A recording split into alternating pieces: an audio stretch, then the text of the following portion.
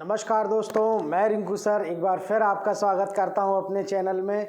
दोस्तों आज भी वही मैं सीरीज़ लेके आया हूं जो एसएससी की एमटीएस की सीरीज़ चल रही है। दोस्तों मालूम है आपको कि लगभग एक महीना का समय है एसएससी एमटीएस के एग्ज़ाम में।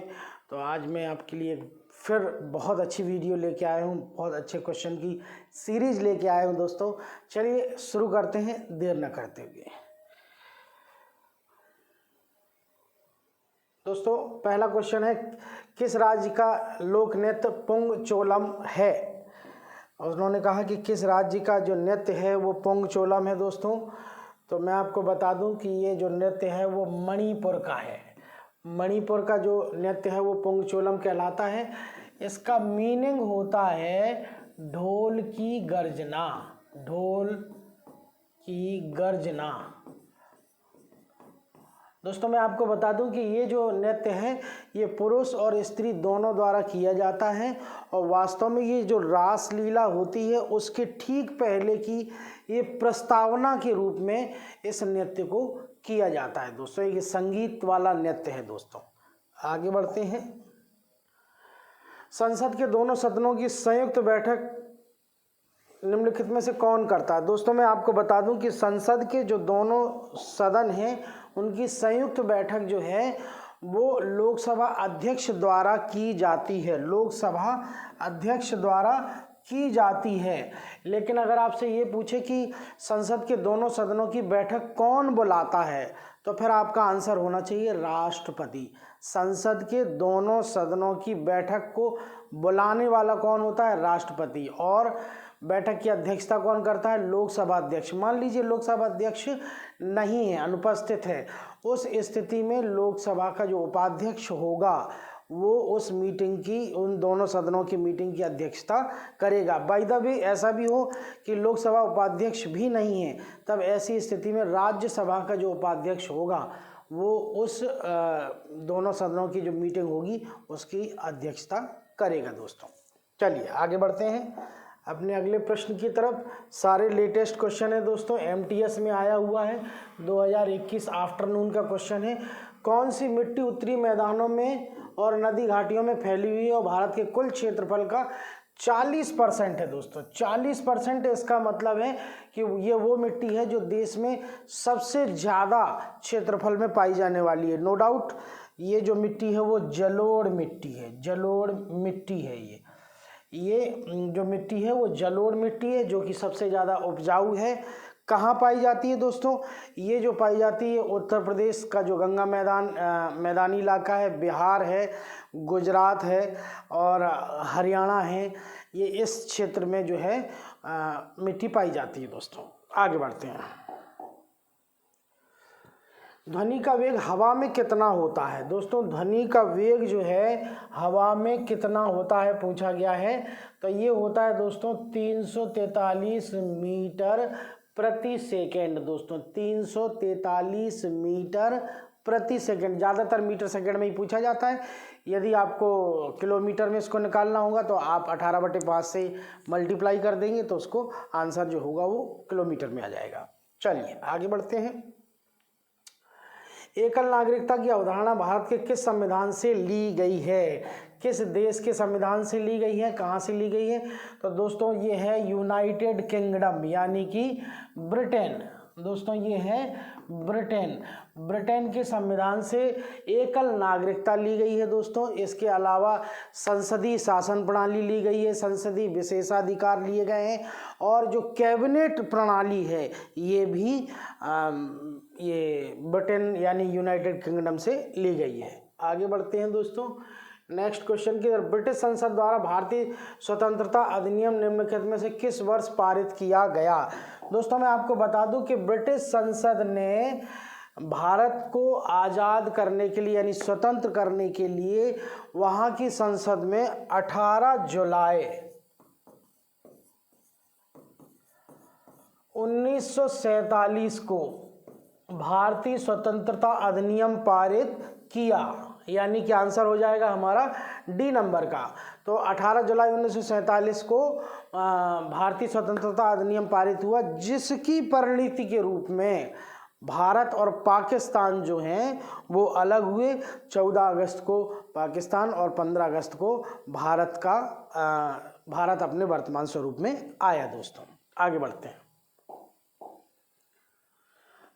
आधुनिक भारत के चाणक्य के रूप में भारत के किस पूर्व प्रधानमंत्री को जाना जाता है? दोस्तों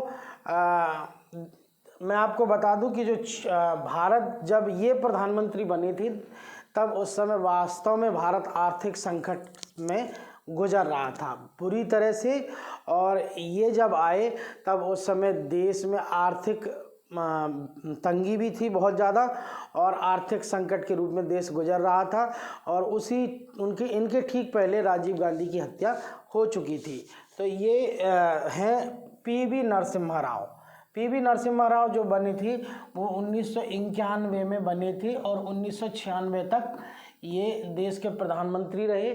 मैं आपको बता दूं कि जब ये प्रधानमंत्री बने थे तो इनकी सरकार जो थी वो पूरे 5 साल अल्पमत में रही, और अल्पमत में रहने के बाद भी ये जितने भी जो अधिनियम होते हैं वो सारे अधिनियम ये पारित कराते चले गए, दोनों सदनों में बखूबी पारित कराते चले गए। तो ये बड़ी बात होती है कि अगर कोई व्यक्ति, किसी व्यक्ति की सरकार या किसी प्रधानमंत्री की सरकार अल्पमत में चल रही हो, वो भी पूरे 5 साल चला ले जाए, और जितने भी अधिनियम हैं, जितने भी कानून हैं, वो सारे के सारे वो पास भी करा ले जाए।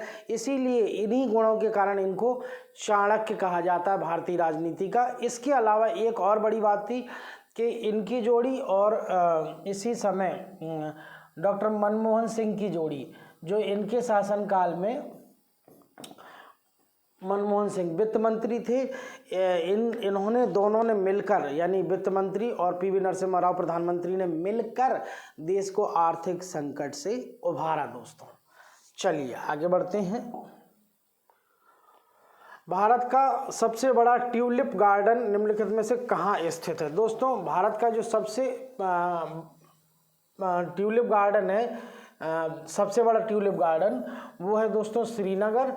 ये दोस्तों श्रीनगर में स्थित है। वर्तमान में इसका नाम जो है वो इंदिरा गांधी ट्यूलिप गार्डन है। इंदिरा गांधी ट्यूलिप गार्डन है। ये दोस्तों ना सिर्फ भारत का सबसे बड़ा ट्यूलिप गार्डन है बल्कि एशिया का भी सबसे बड़ा ट्यूलिप गार्डन है।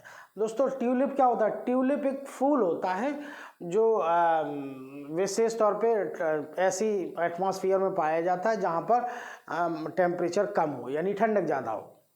चलिए आगे बढ़ते हैं। निम्नलिखित में किस राज्य का व्यंजन कफूली है? कफूली दोस्तों जो व्यंजन है वो उत्तराखंड का है। उत्तराखंड में जो पालक और मेथी की जो भाजी होती है उसको मिलाकर कफूली को बनाया जाता है। दोस्तों आगे बढ़ते हैं। थक्का जमाने की प्रक्रिया के कारण घाव से रक्तस्राव होना रुक जाता है, यानी कि थक्का जमाने की एक प्रक्रिया होती है जिससे जो रक्तस्राव का होना रुक जाता है, कोई भी घाव होता है, इसे क्या कहा जाता है? देखिए दोस्तों मैं आपको बता दूं कि जो कहीं भी चोट लगने के कारण जब ब्लड निकलता है तो एक रासायनिक क्रिया के अंतर्गत जो ब्लड है, आपने देखा होगा कि चोट लगने के बाद वहाँ जम जाता है और थोड़ी देर बाद जो ब्लड का स्राव है, यानी कि जो ब्लड का निकलना है वो बंद हो जाता है। इसको कहते हैं हम लोग क्लॉटिंग, या हिंदी में अगर बात करें तो स्कंदन। इंग्लिश में इसको हम क्लॉटिंग कहते हैं सामान्य भाषा में, हिंदी में कहते हैं स्कंदन। मैं आपको बता दूं कि ये स्कंदन जो है विटामिन के कारण होता है। विटामिन के कारण व्यक्ति में वो क्षमता उत्पन्न हो जाती है कि वो उसका जो रक्त है चोट लगने के बाद रक्त के क्लॉट जम जाएं और व्यक्ति का जो रक्तस्राव है वो रुक जाए। यही कारण है कि अगर कभी किसी पेशेंट की बॉडी में विटामिन के की कमी हो जाती है तो फिर डॉक्टर उसका ऑपरेशन नहीं कर सकते, क्योंकि रक्त को रोकने का कोई और तरीका नहीं है। केवल और केवल रक्त का स्कंदन ही उसको रक्त के स्राव को रोक सकता है। आगे बढ़ते हैं। निम्नलिखित में से कौन सा एकमात्र पानी में घुलनशील विटामिन है? एकमात्र पानी में घुलनशील विटामिन है जिसकी क्या विशेषता है? जिसे कई वर्षों तक यकृत में संग्रहित किया जा सकता है। तो दोस्तों ये है विटामिन 12। विटामिन 12 जो होता है दोस्तों, इसकी ये खासियत है कि ये यकृत में कई वर्षों तक संग्रहित रह सकता है दोस्तों। अवरक्त किरण को निम्नलिखित में कौन सा उपकरण मापता है? दोस्तों अवरक्त किरणें जो होती हैं उनको मापने के लिए बोलोमीटर का प्रयोग करते हैं। बोलोमीटर क्या है? ये उच्च ताप का मापन करता है दोस्तों। उच्च ताप का मापन करने वाला जो यंत्र होता है उसको दोस्तों हम कहते हैं बोलोमीटर। बोलोमीटर जो होता है उससे उच्च ताप का मापन किया जाता है दोस्तों। और अवरक्त किरणें जो है वो सूर्य से निकलती हैं, यानी कि सूर्य के प्रकाश में होती हैं। चलिए आगे बढ़ते हैं। आर्थिक गतिविधियों के आधार पर भारतीय अर्थव्यवस्था कितने क्षेत्र में बटी है? दोस्तों अगर आर्थिक गतिविधियां देखें तो भारत की अर्थव्यवस्था 3 क्षेत्रों में। कौन सी है? प्राथमिक क्षेत्र, द्वितीयक और तृतीयक, इन 3 क्षेत्रों में बटी है। अगर हम ये पूछें कि बताएं कि स्वामित्व के आधार पर भारतीय अर्थव्यवस्था कितने भागों में बटी है, तो 2 भाग। कौन कौन सी? एक तो मिश्रित अर्थव्यवस्था है, दूसरी इसको ये भी बोल सकते हैं हम कि बोलेंगे हम, आपने पढ़ा होगा इस तरह से, मिश्रित अर्थव्यवस्था है भारत की, यानी कि सार्वजनिक और जो माने पब्लिक और प्राइवेट दोनों का समायोजन होता है। यानी कि हम सार्वजनिक भी कह सकते हैं उसको हिंदी में, और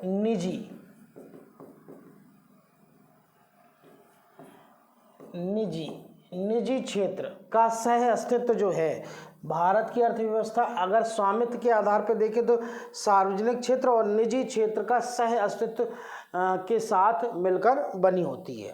चलिए आगे बढ़ते हैं। तो इसका आंसर एक बार फिर रिपीट में कर दूं, इसका आंसर होगा 3, यानी कि प्राथमिक क्षेत्र, द्वितीय क्षेत्र और तृतीय क्षेत्र। आगे बढ़ते हैं। कौन सा कथन सही है? माने इनमें से कौन कौन से कथन सही है? 1 है, 2 है, 3 है या सभी हैं? तो चलिए मैं आपको बताता हूं कि कौन कौन से कथन इसमें सही है दोस्तों। तो पहला देखते हैं। भारत में कॉफ़ी का सबसे बड़ा जो उत्पादक है वो कर्नाटक है। यस है। कॉफ़ी की एक किस्म अरेबिका है। हाँ ये भी है। जो अरेबिका किस्म है, जहाँ तक मुझे थोड़ा सा याद है कि जो अरेबिका है वो एक अलग तरह की स्ट्रॉन्ग कॉफ़ी है। तो अरेबिका भी एक किस्म है। फिर है तीसरा, शुरू में मैक्सिको से लाई गई अरेबिका किस्म का उत्पादन भारत में होता है। मैं आपको बता दूं कि भारत में उत्पादन तो होने लगा है, लेकिन ये मैक्सिको से नहीं लाई गई बल्कि यमन से लाई गई है।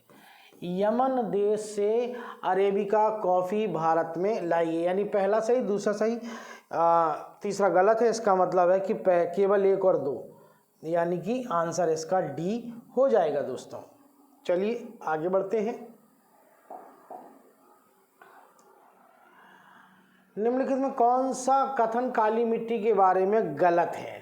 दोस्तों काली मिट्टी के बारे में कौन सा कथन गलत है? कुछ बातें तो काली मिट्टी की सभी जानते हैं सामान्य तौर पे, जैसे गर्म मौसम में गहरी दरारें पड़ जाती। हाँ, हमारे यहाँ बुंदेलखंड में भी काली मिट्टी है, दरारें पड़ जाती हैं। यस, ये सही है। और वो पूछ रहा है गलत कौन सा है? पहला तो सही हुआ। या दक्कन का जो जाल है, यानी दक्कन का जो पठार है उसमें पाया जाता है, इसका बिल्कुल सही है।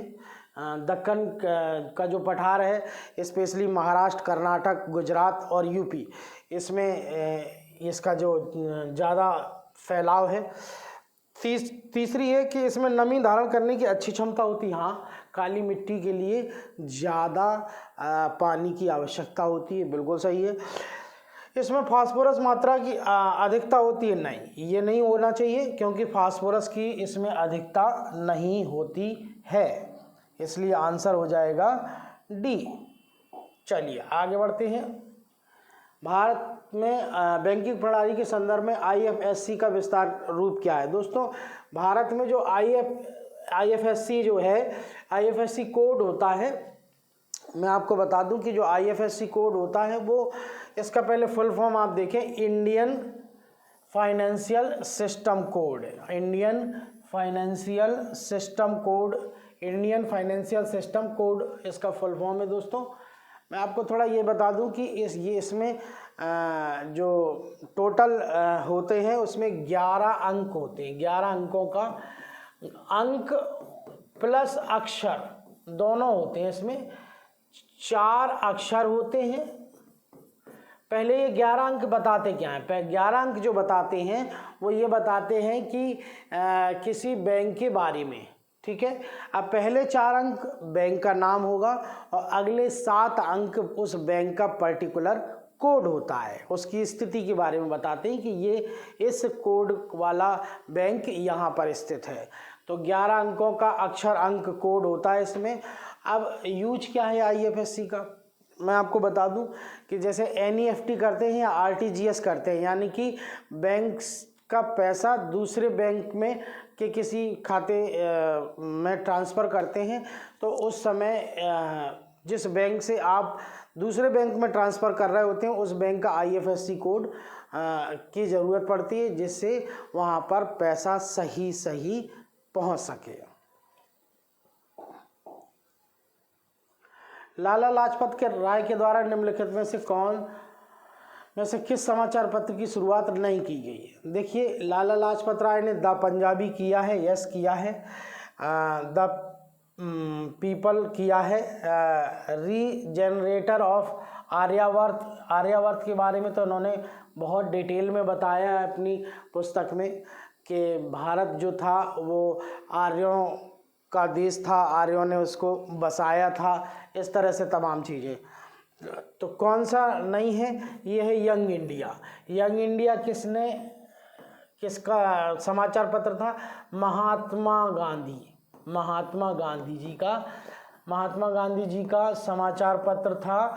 और इन्होंने 1919 से 1931 तक इस समाचार पत्र का संपादन किया दोस्तों, और ये अंग्रेजी में लिखा गया था, अंग्रेजी में लिखा जाता था, इसको अंग्रेजी भाषा में इसको संपादित किया जाता है। याद कैसे रखेंगे यंग इंडिया को याद रखने का तरीका ये है कि गांधी जी जो थे वो हमेशा यंग रहे, जल्दी तेज चलते थे, बहुत तेज चलते थे। उनके बराबरी चलने वाले नए जो नेता होते थे, नए लड़के होते थे, वो भी परेशान हो जाते थे। यानी गांधी जी यंग थे, यंग इंडिया यंग गांधी, है ना। तो इस तरह से याद रख सकते हैं।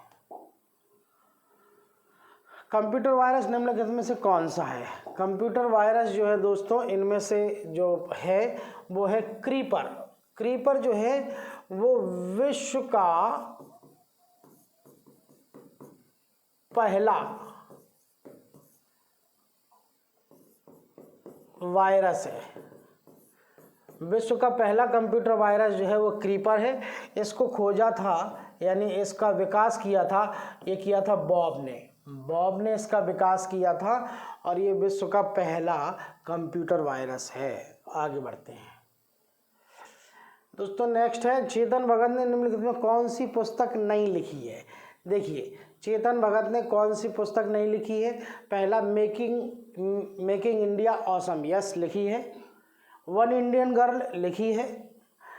रेवोल्यूशन 2020 बहुत फेमस बुक है उनकी, ये तो लिखी है। अब कौन सी नहीं लिखी है? वाइज एंड अदरवाइज, ये पुस्तक इन्होंने नहीं लिखी है। तो ये फिर किसने लिखी है? ये लिखी है दोस्तों सुधा मूर्ति ने। सुधा मूर्ति को इसी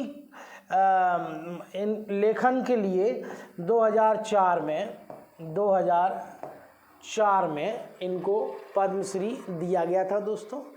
इसके अलावा सुधा मूर्ति जो हैं वो इन्फोसिस फाउंडेशन की अध्यक्ष भी हैं, और इसके अलावा ये जो इन्फोसिस कंपनी है उसके सह संस्थापक जो हैं नारायण मूर्ति उनकी धर्मपत्नी भी है।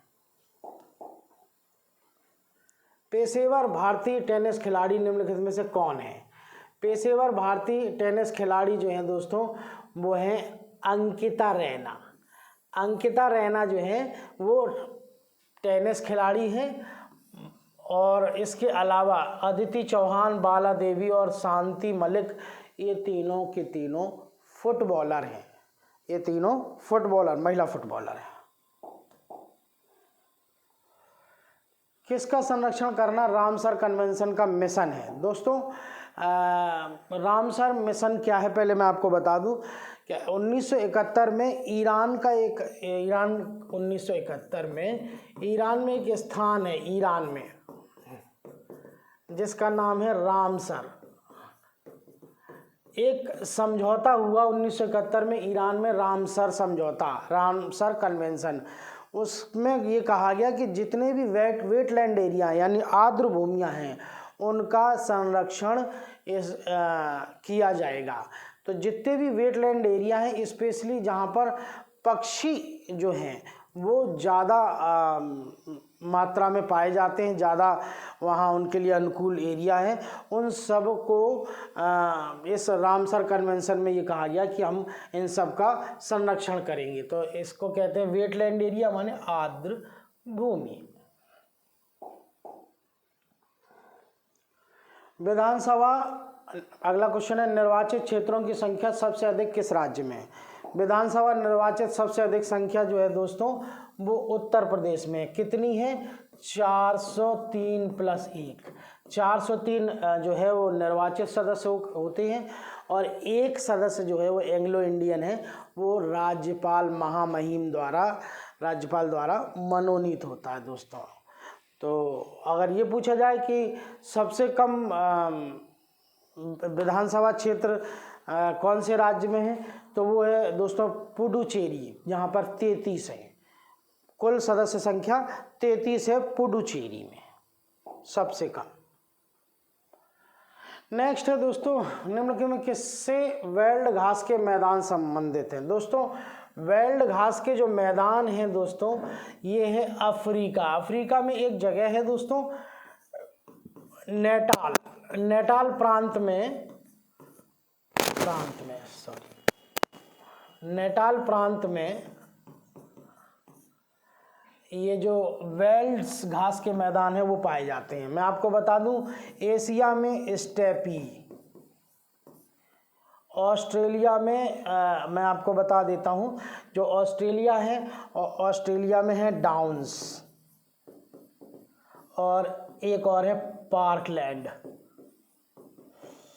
इसके अलावा अमेरिका के उत्तरी अमेरिका कहना ज़्यादा उचित रहेगा। उत्तरी अमेरिका जो है वहाँ पे है प्रेयरीज घास के मैदान, प्रेयरीज घास के मैदान। तो Africa belt, Asia steppe, Australia downs and parkland, America prairies. Next है ठोस अवस्था में सूखी बर्फ के रूप में निम्नलिखित में कौन सी गैस मानी जाती है? दोस्तों जो सॉलिड गैस जो सूखी बर्फ होती है माने सॉलिड आइस जो होती है उसके रूप में कौन सी गैस होती है? वो होती है कार्बन डाइऑक्साइड यानी CO2, ठोस कार्बन डाइऑक्साइड बोलते हैं इसको, ठोस कार्बन डाइऑक्साइड बोलते हैं दोस्तों। ठोस कार्बन डाइऑक्साइड का काम क्या है? काम ये है दोस्तों कि अगर मान लीजिए कहीं चिलर नहीं है, मान लीजिए कहीं कोई खाद्य पदार्थ है उसका संरक्षण करना है और कोल्ड स्टोर नहीं है तो फिर जो सॉलिड होती है ये ठोस कार्बन डाइऑक्साइड होती है, इसका उपयोग करके खाद्य पदार्थों का संरक्षण किया जाता है दोस्तों। ग्रेफाइट का गुण निम्नलिखित में से कौन सा नहीं है? हीरे की तुलना में इसका घनत्व तो कम होता है, ये सही है। यह ऊष्मा का सुचालक है, ये भी सही है। यह विद्युत का सुचालक है, ये भी सही है। अब इसका गलनांक जो है वो कम होता है, इन्होंने कहा कि इसका गलनांक कम होता है। दोस्तों मैं आपको बता दूं कि इसका गलनांक जो होता है वो हीरे से भी ज़्यादा होता है, हीरे से अधिक होता है गलनांक। तो इसका गलनांक हम कम नहीं कह सकते हैं, यानी जो आंसर है वो है हमारा बॉम्बे, यानी कि बी। इसका गलनांक कम होता है, यहाँ कहा गया है, तो इसका गलनांक जो है वो हीरे से भी अधिक होता है। चलिए आगे बढ़ते हैं अपने अगले प्रश्न की तरफ। निम्नलिखित में से कौन सा आर्सेनिक का रासायनिक चिन्ह है? आर्सेनिक का रासायनिक चिन्ह है दोस्तों कि जो आर्सेनिक होता है उसका रासायनिक चिन्ह जो है वो है AS। आर्सेनिक का रासायनिक चिन्ह जो है दोस्तों वो AS है। देखिए रासायनिक चिन्ह होते हैं, उनको एक प्रतीक चिन्ह भी कहते हैं। उनको हम किसी तत्व के सूक्ष्म रूप में पहचानने के लिए, जैसे गोल्ड है तो वो AuH, इसी तरह से कार्बन है तो S है, सिल्वर है, इसी तरह से और भी पारा है Hg है। तो सबके अपने अपने रासायनिक तत्व जितने भी हैं उनके चिन्ह होते हैं, रासायनिक चिन्ह। आगे बढ़ते हैं दोस्तों, सारे लेटेस्ट क्वेश्चन है। CHSL 2022 का मॉर्निंग शिफ्ट का क्वेश्चन है। जब मुद्रा का वस्तु मूल्य, जो मुद्रा, ऐसी मुद्रा जिसका वस्तु मूल्य मुद्रा के मौद्रिक मूल्य से कम होता है। समझिए इस बात को, जब मुद्रा का वस्तु मूल्य यानी कि जो मुद्रा है उसका वास्तविक मूल्य, वस्तु मूल्य मतलब वास्तविक मूल्य, मुद्रा के मौद्रिक मूल्य से, यानी कि जो मुद्रा का मौद्रिक मूल्य है उससे कम होता है, तो उसे क्या कहा जाता है? उसको कहते हैं दोस्तों साख मुद्रा, यानी credit money. Credit money, credit money आपने देखा होगा, जैसे क्रेडिट कार्ड होता है तो उसका जो वास्तविक मूल्य है तो उसका मूल्य जो होता है उसके मौद्रिक मूल्य से कम तो होता ही है। ये तो आप भी समझते हैं कि उसका मूल्य कम होता है। तो जैसे क्रेडिट माने इसको साख मुद्रा या क्रेडिट मनी, इसको एग्जाम्पल के रूप में देखें तो हम कह सकते हैं क्रेडिट कार्ड। आगे बढ़ते हैं। कौन से राज्य के साथ में भारत की राजधानी दिल्ली अपनी सीमा रेखा साझा करती है? इनमें से ऐसा कौन सा राज्य है जिसमें दिल्ली की सीमा रेखा, राजधानी जो है दिल्ली, उसकी सीमा रेखा टच करती है? तो दोस्तों वो है हरियाणा। हरियाणा से दिल्ली 3 तरफ से घिरा है। किस किस दिशा में? उत्तर में, दोस्तों समझें जरा, उत्तर में, पश्चिम में और दक्षिण में। उत्तर में, पश्चिम में और दक्षिण में। और जो एकमात्र दिशा है पूर्व, उसमें है उत्तर प्रदेश, यानी इसके साथ है उत्तर प्रदेश पूर्व दिशा में। आगे बढ़ते हैं। कौन सा राज्य नॉकरेक बायो रिजर्व में स्थित है? मतलब निम्नलिखित में से कौन से राज्य में नॉकरेक बायो रिजर्व स्थित है दोस्तों?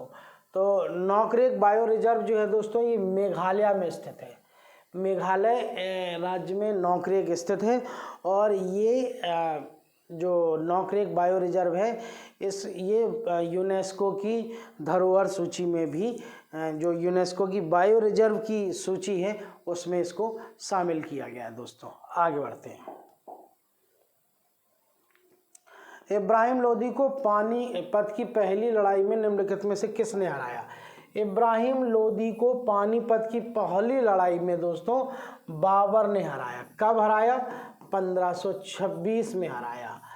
क्या हुआ इसके बाद? इसके बाद बड़ा रेवोल्यूशनरी परिवर्तन हुआ, बहुत क्रांतिकारी परिवर्तन हुआ।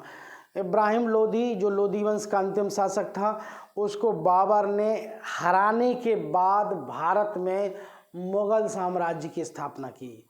मुगल साम्राज्य जो 400 वर्षों तक लगातार चला, तो इसकी स्थापना बाबर के द्वारा 1526 में इब्राहिम लोदी को हराकर की गई दोस्तों। आगे बढ़ते हैं। कौन सा धनपत राय श्रीवास्तव, निम्नलिखित में कौन सा धनपत राय श्रीवास्तव का उपनाम है? यानी इनमें से कोई एक कवि है जिनका वास्तविक नाम धनपत राय श्रीवास्तव है। तो दोस्तों ये है मुंशी प्रेमचंद। मुंशी प्रेमचंद जो है इनका वास्तविक नाम जो था वो धनपत राय श्रीवास्तव था। और मैं आपको बता दूं कि इनकी जो तमाम कृतियां हैं वो बहुत फेमस हैं, जैसे गोदान, गबन, कर्मभूमि आदि आदि आदि। कौन सा रंग ओलंपिक के छल्ले में नहीं रहता है? दोस्तों ओलंपिक के छल्ले में जो है वो 5 रंग हैं, 5 छल्ले हैं, और 5 छल्ले जो है वो 5 रंग के हैं, और वो पांचों महाद्वीप को दर्शाते हैं। तो इनमें मैं आपको बता दूं, नीला रहता है, लाल रहता है, हरा रहता है, इसके अलावा काला और पीला, यानी नीला, लाल, हरा, काला, पीला रहता है। अब कौन नहीं रहता? गुलाबी कलर जो है, गुलाबी रंग ओलंपिक के छल्ले में नहीं होता है।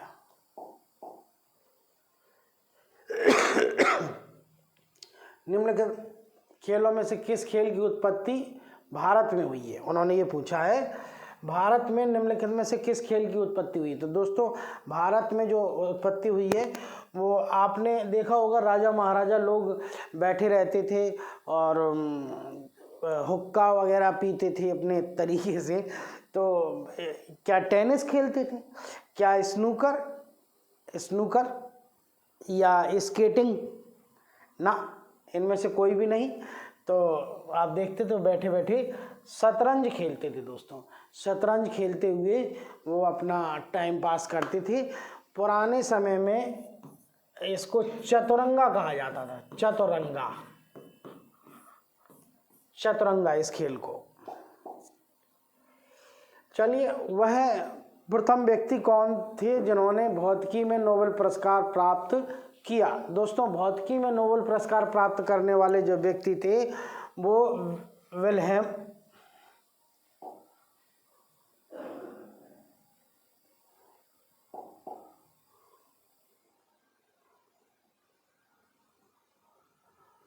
भौतिकी में नोबेल पुरस्कार प्राप्त करने वाले जो पहले व्यक्ति थे वो दोस्तों विल्हेम कॉनरेड रॉन्टेजन थे। और इनको 1901 में एक्स किरणों की खोज के लिए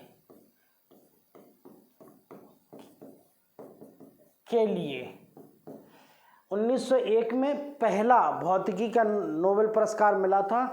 और क्या इनका आविष्कार था? इनका आविष्कार था एक्स किरणों की खोज। दोस्तों यहाँ पर मैं आपको बता दूं कि बांगरी मथाई को 2004 में शांति का नोबेल पुरस्कार मिल चुका है।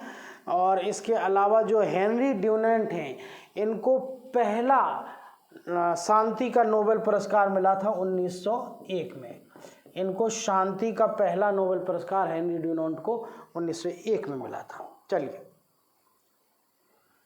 किस वर्ष भारत में पिन कोड प्रणाली शुरू की गई? दोस्तों भारत में पिन कोड प्रणाली जो शुरू की गई वो 1972 15 अगस्त 1972 में पहली बार देश में पिन कोड प्रणाली शुरू की गई। मैं आपको बता दूं, पिन कोड प्रणाली में कुल 6 अंक होते हैं। 6 अंक होते हैं जो उस पर्टिकुलर एरिया को इंडिकेट करते हैं, उस पर्टिकुलर जोन को इंडिकेट करते हैं।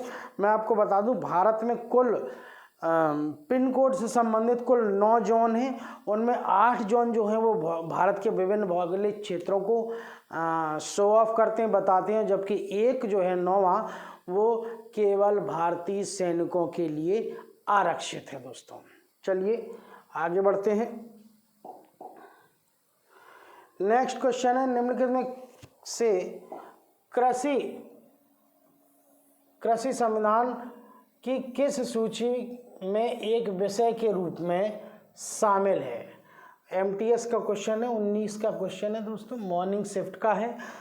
जो कृषि है उसको किस सूची में रखा गया? तो दोस्तों ये है राज्य सूची। राज्य, देखिए मैं आपको बता दूं, भारतीय संविधान में देश के विभिन्न विषयों को 3 अलग अलग सूचियों में रखा गया। पहला है केंद्र सूची, दूसरा है राज्य सूची और तीसरी है समवर्ती सूची। केंद्र सूची के जो विषय होंगे उनमें सिर्फ केंद्र का ही हस्तक्षेप होगा, उसमें राज्य कुछ नहीं कर सकता है, किसी प्रकार का कोई फेरबदल नहीं कर सकता है। राज्य सूची जो होगी उसमें सिर्फ राज्य का ही हस्तक्षेप होगा, उससे संबंधित कानून या फेरबदल कुछ भी करना हो तो वो सिर्फ राज्य ही कर पाएगा। जबकि जो समवर्ती सूची होती उसमें केंद्र और राज्य दोनों से संबंधित विषय रखे जाते हैं, यानी कॉमन सब्जेक्ट होते हैं, लेकिन कानून बनाने का अधिकार और अंतिम फैसला जो होता है दोस्तों वो सिर्फ और सिर्फ केंद्र को होता है। चलिए आगे बढ़ते हैं।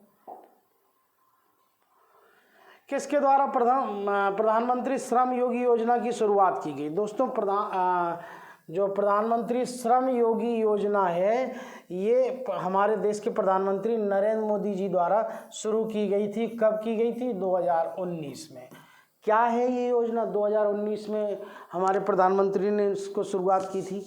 ये योजना जो है वो जो असंगठित क्षेत्र के कर्मचारी हैं उनके पेंशन से संबंधित है। असंगठित क्षेत्र के कर्मचारियों के लिए पेंशन उपलब्ध कराना इसका कार्य है।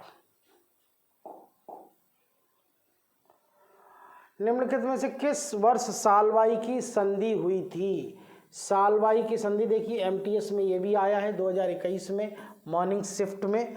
सालवाई की संधि जो दोस्तों हुई थी वो 1782 में हुई थी। 1782 में जो मराठा और ब्रिटिश थे यानी अंग्रेज थे उनके बीच में पहला आंग्ल मराठा युद्ध लड़ा गया। आंग्ल मराठा युद्ध जो था वो पहली बार इन दोनों के बीच में लड़ा गया 1781 में।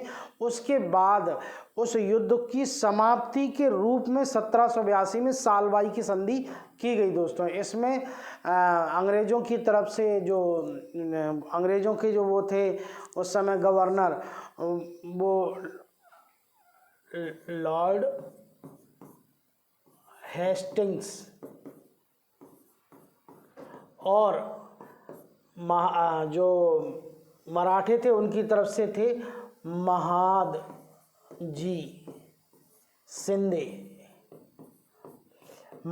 शिंदे। इन दोनों ने इस सालवाई की संधि पर हस्ताक्षर करके इस युद्ध की समाप्ति की घोषणा की थी।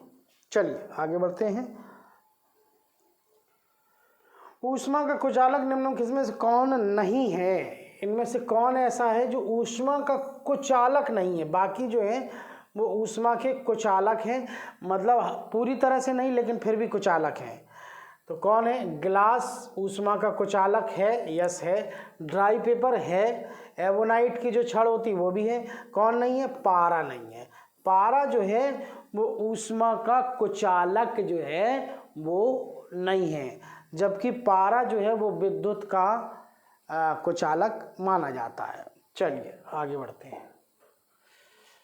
भारतीय पैरालंपिक तैराक निम्नलिखित में से कौन है? देखिए भारतीय पैरालंपिक तैराक जो हैं वो है शरत एम गायकवाड़। शरत एम गायकवाड़ जो है भारतीय पैरालंपिक यानी विकलांग तैराक हैं। और मैं आपको बता दूं कि इनके पास एक अनोखा रिकॉर्ड है। 2014 में इन्होंने ये रिकॉर्ड कायम किया था। क्या रिकॉर्ड है? एशियाई खेल में ये अभी तक एक ही एशियाई खेल में 6 पदक लेकर आए। एशियाई खेलों में 6 पदक लाने वाले ये एकमात्र पैरालंपियन है। और अगर ओवरऑल सभी खिलाड़ियों की बात की जाए तो ये कारनामा पीटी उषा के नाम है, जो एशियाई खेलों में 6 पदक जीत चुकी हैं और ये कारनामा इनके नाम भी है। तो चलिए दोस्तों आज के लिए इतना ही।